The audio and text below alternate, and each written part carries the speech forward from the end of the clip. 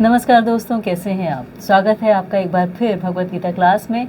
और मुझे बहुत खुशी हो रही है कि आप इतने ध्यान से पढ़ रहे हैं और आपको समझ में आ रही है, और जो आपका रिस्पॉन्स है उससे पता लग रहा है कि आपको इंटरेस्टिंग भी लग रही है। यकीन कीजिए दोस्तों, जितनी आप पढ़ते जाएंगे उतनी आपको इंटरेस्टिंग लगेगी, उतनी आपकी लाइफ में क्लैरिटी आती जाएगी और उतना आप ज़्यादा खुश रहेंगे, ब्लिसफुल रहेंगे। तो अगला श्लोक पढ़ते हैं। और हाँ, ये सब जो करते जा रहे हैं आप, उसके लिए मुझे ट्रीट चाहिए। तो ये सोचिए कि कहाँ आप मुझे ट्रीट देने वाले हैं। वैसे सबसे अच्छी ट्रीट यही है कि आप पूरी भगवत गीता बहुत अच्छी तरह से पढ़ें, और अगर आप ऐसा करेंगे तो मुझे बहुत ज़्यादा खुशी होगी दोस्तों। तो आज जो श्लोक हम करने वाले हैं ये है 15 चैप्टर का 16 श्लोक। बहुत इंटरेस्टिंग है और मुझे बहुत पसंद है।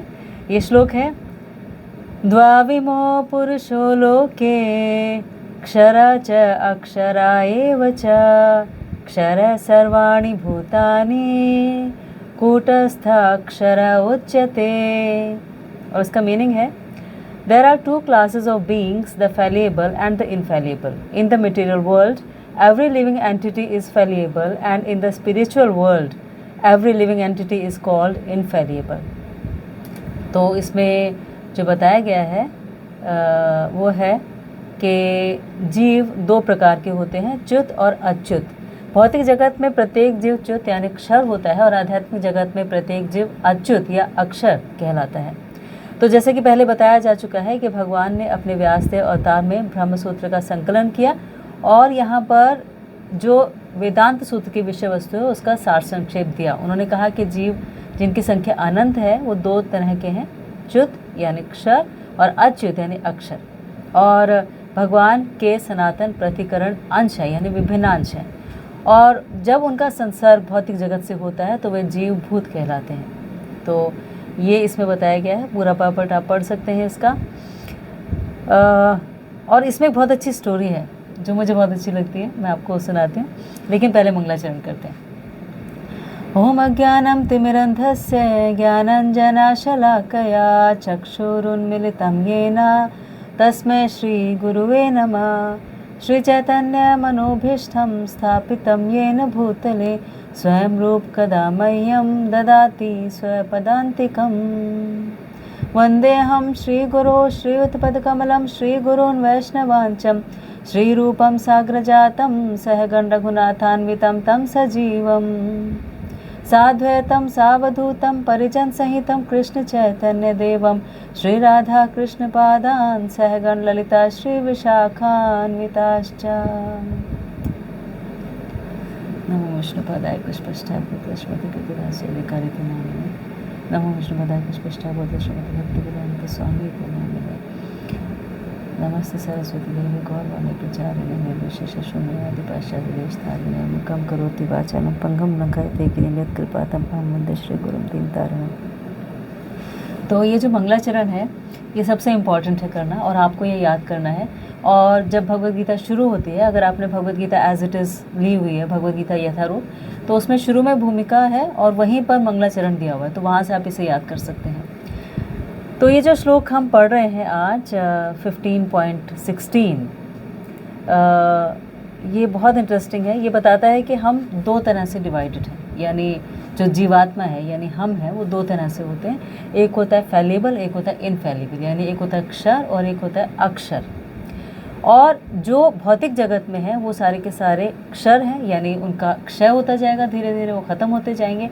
और जो स्पिरिचुअल वर्ल्ड में है यानी जो आध्यात्मिक संसार में वो सारे के सारे इनफैलेबल हैं, जिन्हें अक्षर कहा जा सकता है, जो हमेशा रहेंगे, उनका कभी नाश नहीं होगा।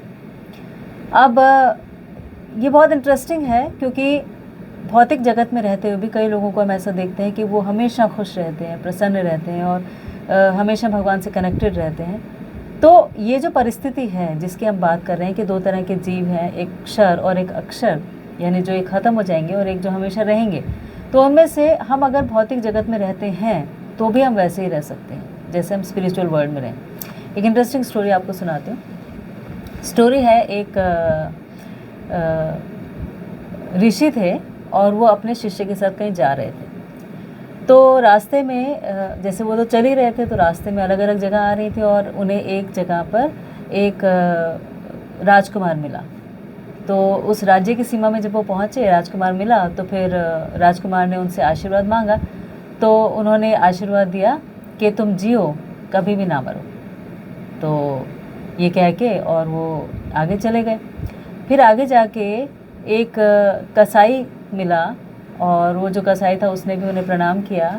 तो उन्होंने कसाई को आशीर्वाद दिया कि न जियो न मरो। और उसके बाद थोड़ा आगे गए तो फिर एक बच्चा मिला जो बहुत ध्यान से भगवान का भजन कर रहा था, बहुत खुश था। और बस उसके चेहरे पर जो अलौकिक तेज था, वो जैसे भजन ख़त्म हुआ, वो वहाँ रुके देखने के लिए। जैसे भजन ख़त्म हुआ, उसने देखा जो ऋषि थे उनकी तरफ, तो ऋषि ने आशीर्वाद दिया कि तुम चाहे जियो चाहे मरो। अब जो साथ में शिष्य चल रहा था उसको समझ में नहीं आया कि ये ऐसा क्यों अलग अलग उन्होंने सबको आशीर्वाद दिया। तो थोड़ा आगे जाके उन्होंने जो ऋषि थे उनसे पूछ लिया कि गुरुवर, आपने ये जो आशीर्वाद दिया, 3 लोग मिले और तीनों को अलग अलग आशीर्वाद दिया, मुझे समझ में नहीं आया, आपने ऐसा क्यों कहा। तो उन्होंने कहा कि देखो, जो सबसे पहले राजकुमार मिला था वो राजकुमार इसीलिए है क्योंकि उसने अपने पिछले जन्मों में बहुत सारे पुण्य किए होंगे, और इस वजह से उसे आज धन, ऐश्वर्य, सुख, सुविधा, ज्ञान सब कुछ मिल गया। लेकिन क्योंकि इस जन्म में उसके पास बहुत पैसा आ गया है और वो बहुत ऑपुलेंट ऐश्वर्य के तरीके से जी रहा है, तो इस जीवन में वो भक्ति नहीं कर पाएगा। क्योंकि जब ज़्यादा पैसा हमारे पास आ जाता है, हम बहुत धनाढ्य हो जाते हैं, तो बड़ा मुश्किल हो जाता है अपने आप को इतना संतुलित रख पाना कि हम किसी भी कुसंगति में ना पड़े और हम उस पैसे का अच्छी तरह से उपयोग करें, और हम वहाँ रहते रहते, उतने ऐशो आराम में रहते रहते भक्ति कर पाएँ। इसीलिए स्वर्ग में जो देवी देवता हैं वो भक्ति नहीं कर सकते, लेकिन जो पृथ्वी पे लोग हैं वो कर पाते हैं। तो इसीलिए कहा जाता है ना कि देवी देवता भी भारत भूमि में जन्म लेने के लिए लालायित रहते हैं, क्योंकि यहाँ पर जो भारत भूमि है वो स्पिरिचुअली सबसे एनलाइटेंड है सारे वर्ल्ड में। इसीलिए हम बहुत लकी हैं कि हम यहाँ पर पैदा हुए हैं। तो उन्होंने कहा कि ये जो राजकुमार था, इसने बहुत सारा पुण्य अर्जित किया था और इसकी वजह से आज ये यहाँ पर जन्म ले पाया है और ये इतना अच्छा ऐश्वर्य भोग रहा है। लेकिन क्योंकि उसके सारे पुण्य इसी जन्म में क्षीण हो जाएंगे और इतनी ऑपुलेंट लाइफ, इतनी ऐश्वर्यवान जो जीवन है उसको नहीं मिलने वाला फिर से, इसीलिए मैंने उससे कहा कि तुम जियो और देर में मरो। तो ऐसा इसीलिए मैंने कहा कि तुम जियो और ना मरो। फिर जो कसाई था उसके लिए उन्होंने कहा था कि ना जियो ना मरो। तो इसके लिए भी उसके मन में प्रश्न था, शिष्य के मन में। तो उसने पूछा कि आपने ऐसा उसे क्यों कहा। तो उन्होंने कहा कि देखो, जब तक वो जिंदा है तब तक वो कितने सारे जीवों को कितनी निर्ममता से मार रहा है। तो इतने जो पाप वो अर्जित करता जा रहा है, इतनी हत्याएं वो करता जा रहा है हर रोज़। अब सोचिए, हम कहते तो हैं कि नॉन वेजिटेरियन खाते हैं और हम खुश भी होते हैं उसको लेके, और कई लोगों से मैंने ऐसा भी सुना कि वो ये कहते हैं कि हम नहीं खाएंगे तो इनकी संख्या इतनी ज़्यादा बढ़ जाएगी कि ये हमें खाने लगेंगे, कि हम जो चिकन है उसको नहीं खाएंगे या और जो एनिमल्स उनको नहीं खाएंगे, तो बहुत ज़्यादा बढ़ जाएंगे। तो एक तरह से वो इसको एनकरेज करते हैं, अपने आप को जस्टिफाई इस तरह से करते हैं। लेकिन एक पर्सपेक्टिव इसका मैंने ये भी सुना कि जैसे मान लीजिए कि कोई किसी व्यक्ति की डेथ हो जाती है, हम उसको या तो हम दफना देते हैं या हम उसको जलाते हैं। जब जला देते हैं तो फिर हम क्या करते हैं कि उसकी जो अस्थियां होती हैं उनको हम मंदिर में कहीं पे रख के आते हैं, फिर उन्हें विसर्जित करने के लिए किसी तीर्थ स्थान पर जाते हैं, और वो अस्थियां कभी घर में नहीं लाते। या कोई डेड बॉडी होती है घर में, तो फिर उसको हम इतनी आइस लगा के और इतना दूर रहते हैं कि कोई कंटामिनेट ना हो जाए, कुछ प्रॉब्लम ना हो जाए, इतना प्यार करते हैं। लेकिन फिर भी जैसे किसी की डेथ हो जाती है, वो हमारे लिए सिर्फ एक बॉडी हो जाता है, उसका नाम भी ख़त्म हो जाता है। तो ऐसी मनोस्थिति हमारी होती है। लेकिन जिसे हम मार रहे हैं, खा रहे हैं, नॉन वेजिटेरियन जब हम खाते हैं, तो वो भी तो एक डेड बॉडी है, और उसे हम फ्रिज में रखते हैं, अपने खाने के साथ रखते हैं, उसे रैलिश करके खाते हैं। तो ये पर्सपेक्टिव भी है जो हम समझ सकते हैं, सोच सकते हैं। बाकी हमारी अपनी इच्छा कि हम जो करना चाहें। फिर तीसरा एक पॉइंट ये है इसमें कि जैसे हम किसी को मारते हैं, तो उसके एंड में जब वो मरने वाला होता है तो उसकी कॉन्शियसनेस कैसी होती होगी। सोचिए कि उसको ये पता होता होगा कि अब उसकी मृत्यु होने वाली है, तो कितना डर जाता होगा वो, और वो उसे देख रहा होगा जो उसे मार रहा है, तो उसके प्रति कितना गुस्सा उसके अंदर होगा। कि ये मेरी हत्या कर रहा है, ये मुझे मार रहा है, चाहे वो कोई जीव ही क्यों ना हो, लेकिन इमोशंस तो जीव में भी हैं, तो वो उसको ऐसे मार रहा होगा। तो अब मरते वक्त उसके माइंड में क्या रहेगा? उसके माइंड में एक तो गुस्सा रहेगा और एक रहेगा डर, दोनों चीज़ें रहेंगी। और ये उसके चेतना में अंदर चली गई जब उसकी मृत्यु हुई तब। अब उसी बॉडी को जब हमने खाया तो वो जो चेतना उसके लास्ट सेल्स में रह गई थी, क्योंकि जब तक वो जिंदा था वो चेतना हर सेल में ट्रेवल करेगी, तो जो चेतना वो लास्ट सेल्स में रह गई थी वही चेतना हमारे अंदर चली गई, क्योंकि हमने उसे खा लिया। तो हमारे अंदर फियर यानी डर बढ़ता जाएगा, हमारे अंदर गुस्सा, बदला लेने की भावना, ये हमारे अंदर बढ़ती जाएगी। इसीलिए आप देखते हैं कि हम ज़्यादा एग्रेसिव होते जा रहे हैं, जितना हमारा खाना पीना चेंज होता जा रहा है, जो हमने पिछले श्लोक में भी डिस्कस किया था कि जैसा खाओ मन, जैसा खाओ अन्न वैसा हुए मन। तो जैसा हम खाएंगे वैसा हमारा मन होता जाएगा। तो इसीलिए उन्होंने जो कसाई था उसके लिए कहा कि तुम ना जियो ना मरो, क्योंकि जब तक वो जिंदा रहेगा तब तक वो बहुत सारे एनिमल्स को मारता रहेगा, जीव जंतुओं को मारता रहेगा, और जब वो मर जाएगा तो ये to every action there is an equal and opposite reaction, ये तो न्यूटन्स लॉ हमने पढ़ा है। तो जैसे इसने मारा तो वो जो एनिमल्स हैं उनको भी एक मौका मिलेगा, एक अवसर मिलेगा इसे मारने का। तो मरने के बाद में इसे बहुत यातना भोगनी पड़ेगी, क्योंकि इसने ऐसा काम किया, और जीते जी इतने और मारते जा रहा है, तो ये और अपने लिए सिंस इकट्ठे करते जा रहा है, अपने लिए पाप इकट्ठे करते जा रहा है। तो ये थोड़ा सा कंट्रोवर्शियल सुनने में लग सकता है हमें, क्योंकि नॉन वेजिटेरियन खाना आजकल बहुत कॉमन है और हम समझते हैं कि ये एक पार्ट ऑफ लाइफ है, ठीक है, आप इसे मान सकते हैं। लेकिन भगवत गीता में ऐसा बताया गया है कि हमें वेजिटेरियन खाना ही खाना चाहिए। 9 चैप्टर का जो 9 चैप्टर है उसमें बताया गया है, आई थिंक 19th श्लोक है कि पत्रम पुष्पम फलम तोयम यो में भक्त्या प्रयच्छति। तो आप कैसा खाना खा सकते हैं या कैसा ऑफर कर सकते हैं, और ऑफर क्यों करना चाहिए ये भी 3rd चैप्टर में बताया गया है कि उससे क्या फ़ायदा होता है। वो हम जब 3rd चैप्टर करेंगे डिस्कस तब हम उसमें बात करेंगे। लेकिन खाना जो है वो हमारे टोटल हमारी पर्सनैलिटी को बहुत ज़्यादा प्रभावित करता है, बहुत ज़्यादा इफेक्ट, उसका कुछ ना कुछ इफेक्ट होता है हमारे ऊपर खाने का। इसलिए जैसा खाओ अन्न वैसा हुआ मन, ये हमारी जो एक मुहावरा है ये बिल्कुल सही है। तो इसलिए उसने ऐसा कहा। और फिर जो तीसरा बच्चा मिला था जो भजन कर रहा था और बहुत खुश था, और वो उस ऊपर वाले से जुड़ा हुआ था, ऊपर वाला मतलब जो हमारे अंदर भी हैं, जो कण कण में विराजमान है, उनसे जुड़ा हुआ था। तो उसको कहा कि तुम जियो चाहे मरो। वो इसलिए कहा कि तुम यहाँ पर हो तो भी भगवान के साथ कनेक्टेड हो, तुम उस ऊपर वाले के साथ जुड़े हुए हो, और अगर तुम मर जाओगे तो भी तुम ऐसे ही कनेक्टेड रहोगे। इसलिए तुम रहोगे यहाँ या वहाँ, उससे कोई फ़र्क नहीं पड़ता, तुम्हारी लाइफ में कोई चेंज आने वाला नहीं है। तो ये जो श्लोक है इसमें जो बताया गया है कि in the material world every living entity is fallible and in the spiritual world every living entity is called infallible. कि जो भौतिक जगत में है वो कैसे हैं? च्युत, यानी जो क्षर हैं, और जो आध्यात्मिक जगत में वो अक्षर हैं। तो वो इसीलिए कहा गया है क्योंकि हम अगर यहाँ पर रहकर भी कनेक्टेड रहते हैं तो हम भी जो है शाश्वत हो जाते हैं, और अगर कनेक्टेड नहीं रहते हैं तो फिर हमारा धीरे धीरे क्षय होने लग जाता है। अदरवाइज आत्मा तो डिप्लीट नहीं होती है, आत्मा तो हमेशा रहती है, लेकिन हम उसका साइज छोटा करते जाते हैं अपनी ऐसी चेतना को विकसित करके जो कि हमें उस परम शक्तिमान से दूर करती है। तो ये इसमें बताया गया है।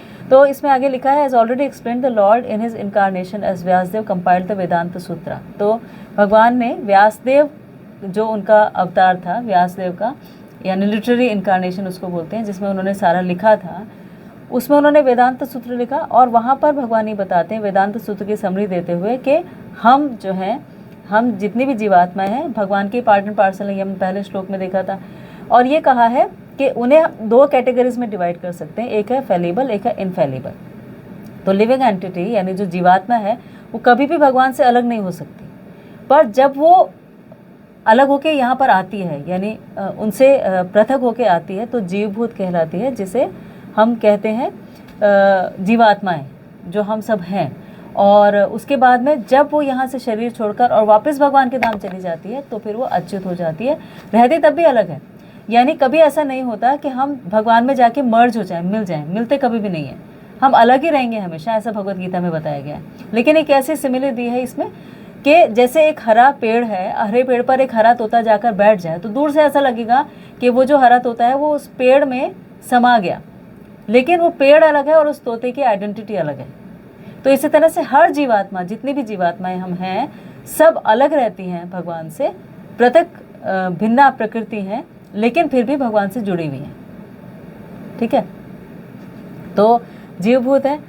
तो those who are in oneness with the supreme personality of Godhead are called infallible. तो जो वननेस में आ जाते हैं, यानी जो एकाकार जिनका हो जाता है, जिनकी इच्छाओं का एकाकार हो जाता है भगवान के साथ, वो अच्युत कहलाते हैं। और वो आप यहाँ रहकर भी हो सकते हैं, इस भौतिक जगत में रहकर भी हो सकते हैं। कैसे हो सकते हैं कि जैसे हमारी जो भी इच्छा है वो सारी की सारी इच्छाएं अगर भगवान से जुड़ जाती हैं, हम अपने लिए कोई सेपरेट इच्छा करते ही नहीं है, हम अपने लिए कुछ अलग से सोचते ही नहीं है, हम सोचते हैं, जो हम करते हैं वो हम भगवान की इच्छा से जोड़ देते हैं, हम वही करते हैं जो उन्हें पसंद है ना। तो ऐसी डिसीजन मेकिंग अगर हमारी होती है कि हम अपने लिए, अपनी सेंस ग्रेटिफिकेशन के लिए सोचना छोड़ दें और हम वही करें जो ईश्वर चाहें या जो ईश्वर को पसंद हो। अब ये भी क्वेश्चन कोई कर सकता है कि कैसे पता लगेगा ईश्वर को क्या पसंद है, क्या चाहते हैं। तो बहुत सारी क्वालिटीज़ हैं। ट्रुथफुलनेस एक है, ऑनेस्टी एक है, यानी सच बोलना, ईमानदारी से जीना, किसी का दिल ना दुखाना, हमेशा स्वच्छ रहना, दूसरों की हेल्प करना, है ना, दया भाव हमारे अंदर होना। कितनी सारी 26 क्वालिटीज़ ऐसी बताई गई हैं जो होनी चाहिए हमारे अंदर। तो उस तरह का जीवन जब हम जीते हैं तो भगवान के प्रिय अपने आप हो जाते हैं। और क्योंकि भगवान हमारे अंदर चैत्य गुरु के रूप में बैठे होते हैं, धीरे धीरे वो हमें इतनी क्लैरिटी देते जाते हैं और हम उनकी जो सोच है उसके साथ मर्ज हो जाते हैं। जो जैसा वो चाहते हैं वैसा हम करने लगते हैं, क्योंकि उसमें हम अपने लिए नहीं सोच रहे हैं, हमारा अपना जो सेंस ग्रेटिफिकेशन है वो नहीं है। तो अपनी इंद्रिय तृप्ति के बारे में जब हम सोचना छोड़ देंगे तो हम धीरे धीरे भगवान की भक्ति करना शुरू कर देते हैं। तो ये इसमें बताया गया है। इसीलिए वननेस का मतलब oneness does not mean that they have no individuality, कि उनका अपना कोई अस्तित्व नहीं है, ऐसा मतलब नहीं है वननेस का, यानी भगवान से जुड़ने का ये मतलब नहीं है। बल्कि इसका मतलब ये है कि हमारा जो पर्पस है, हमारी जो लाइफ है, वो उसके साथ जुड़ जाए जो भगवान ने जैसा हमें बनाया है उसके हिसाब से हम काम करना शुरू कर दें, उस पर्पस के साथ जीना शुरू कर दें। तो ये इसमें बताया गया है कि ये जो लिविंग एंटिटीज़ हैं, नो डाउट ये मतलब अलग रहती हैं, भौतिक जीवन में आकर भी रहती हैं, यहाँ पर आकर स्ट्रगल भी करती हैं, लेकिन फिर भी स्ट्रगल करने के बावजूद ये हमेशा भगवान के साथ जुड़ी रहती हैं। तो हमारी इंद्रिय तृप्ति जब हमारी बंद हो जाती है तब हम धीरे धीरे धीरे धीरे भगवान के साथ एकाकार जो है उसका अनुभव करने लगते हैं। अन्यथा हमारा जो भौतिक जगत है उसमें 6 परिवर्तनों से हम गुजरते हैं। जन्म, वृद्धि, अस्तित्व, प्रजनन, क्षय, विनाश, ये तो होता ही होता है, लेकिन ये शरीर का होता है। जो आत्मा है उसका तो कोई ना तो वो जन्म लेती है, ना उसकी मृत्यु होती है। ये 2nd चैप्टर में बताया गया है। तो ये जो एकावस्था है, ये एकावस्था क्या करती है, ये हमें बहुत प्रसन्नता देती है, क्योंकि आपकी एक्सपेक्टेशंस कुछ भी ऐसी नहीं है जो आपको दुख दें, और आप प्रिंसिपल एजेंट रिलेशनशिप में काम करने लगते हैं। जैसे हमने पहले बात की थी कि प्रिंसिपल एजेंट रिलेशनशिप का मतलब कि आप जो भी कर रहे हैं किसी और के लिए कर रहे हैं, तो फ़ायदा उसका, नुकसान उसका, आपको तो कुछ नहीं।